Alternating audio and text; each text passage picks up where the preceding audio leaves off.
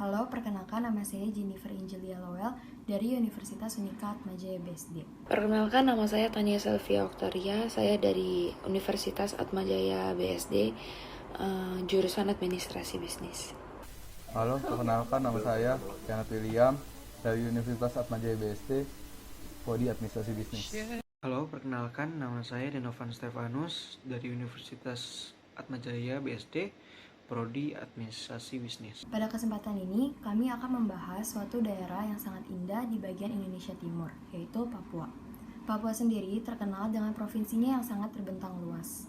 Saking luasnya, Papua memiliki banyak sekali daerah-daerah yang kaya akan flora dan faunanya. Tidak hanya itu, Papua juga merupakan daerah yang sangat asri karena belum banyak adanya pembangunan-pembangunan seperti yang ada di perkotaan. Papua memiliki banyak sekali pantai yang terbentang di benua Papua.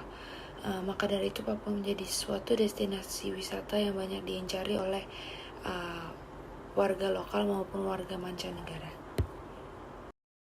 Papua tidak hanya terkenal melalui pesona alamnya saja, tetapi kita dapat melihat juga dari banyaknya kekayaan akan alat musik dan pakaian adatnya. Alat musik dan pakaian daerah adalah salah satu ciri khas dan wujud kekayaan budaya yang ada di daerah Papua. Menjadi suatu negara dengan ragam perbedaan, tidak mengherankan jika Papua yang berada di ujung negeri ini juga menyimpan segudang keunikan budaya yang bisa dipertontonkan sebagai ciri khas negeri ini. Daerah paling timur Indonesia ini terkenal dengan berbagai macam suku yang mendiaminya. Keberagaman sukulah yang menjadi ciri khas penting di Papua. Beberapa suku di Papua yang sangat terkenal adalah suku Asmat, suku Dani, suku Biak, suku Kamoro, dan suku Aropen. Dari beberapa suku ini, kebudayaan wilayah Papua pun semakin kaya dan beragam. Untuk pakaian adatnya sendiri bermakna lebih dekat kepada kedekatan suatu suku dengan alam sekitar. Nama pakaian adat Papua yaitu dibedakan menjadi dua, yaitu pakaian adat untuk pria dan pakaian adat untuk wanita.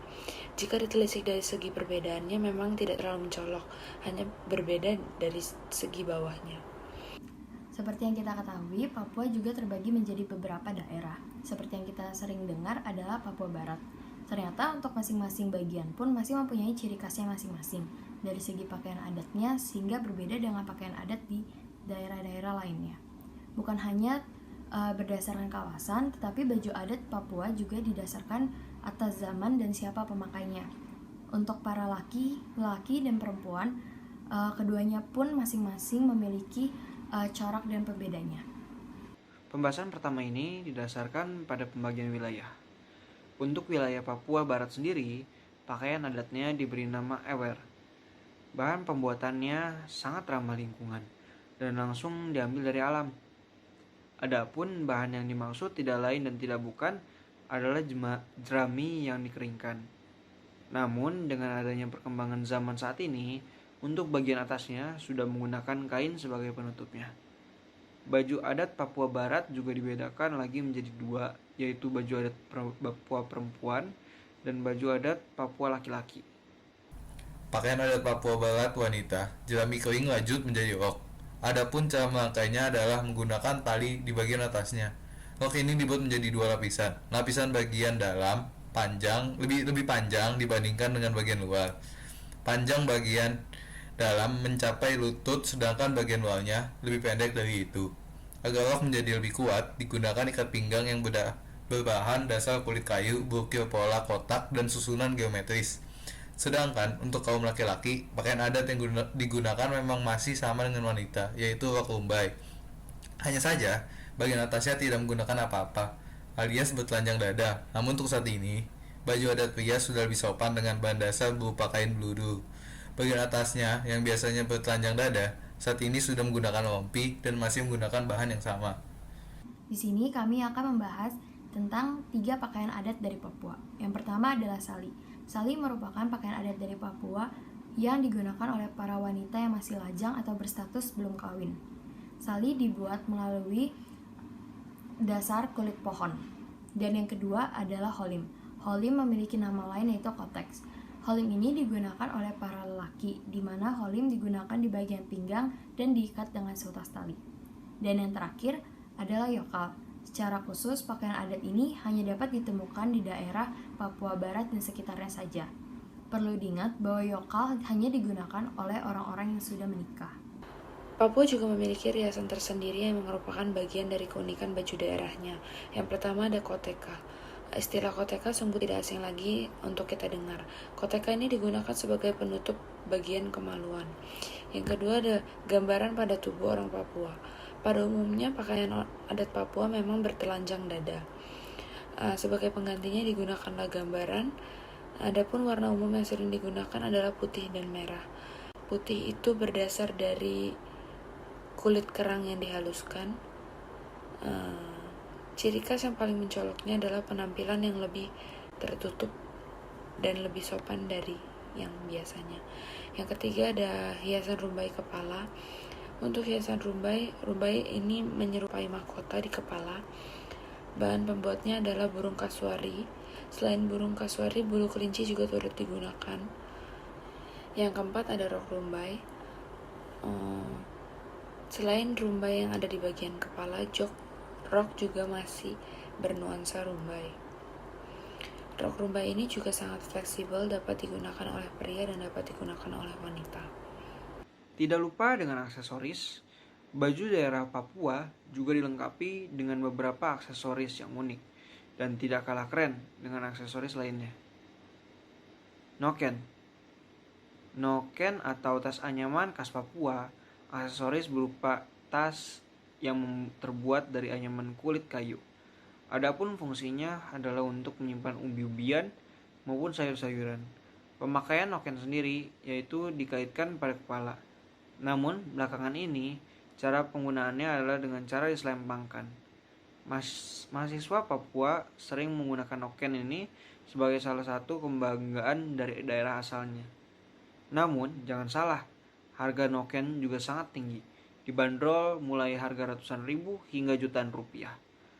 Tas yang satu ini populer dengan suku Asmat, penyebutannya ialah ese, dan masih difungsikan sebagai tempat penyimpanan. Yang kedua ada gigi hewan, babi, dan anjing. Aksesoris yang terbuat dari gigi hewan, babi, dan anjing. Untuk jenis aksesoris yang satu ini memang kerap digunakan. Gigi anjing biasanya digunakan sebagai hiasan pada kalung, sedangkan gigi babi digunakan di antara lubang hidung. Selain baju daerah, ada beberapa hal yang menjadi pelengkap dari suatu budaya di suatu daerah. Kali ini, kami akan membahas tentang alat musik dari Papua. Alat musik yang ada beragam dan banyak jenisnya. Namun kali ini kami akan membahas satu alat musik yang terkenal di Papua, yaitu tifa. Tifa merupakan alat musik khas Indonesia bagian timur, khususnya Maluku dan Papua. Alat musik ini bentuknya menyerupai kendang dan terbuat dari kayu yang dilubangi tengahnya. Ada beberapa macam jenis alat musik tifa, seperti tifa jekir, tifa dasar, tifa potong, tifa jekir potong, dan tifa bass. Tifa merupakan suatu alat musik yang memiliki kemiripan dengan gendang karena cara bermainnya adalah dipukul. Tifa ini dibuat melalui sebatang kayu yang isinya dikosongkan, lalu salah satu ujungnya akan ditutup dengan kulit rusa yang telah dikeringkan, sehingga dapat menghasilkan suara yang bagus dan indah. Lalu, bentuknya pun biasanya dibuat dengan ukiran. Setiap suku di Maluku dan Papua memiliki tifa dengan ciri khasnya masing-masing.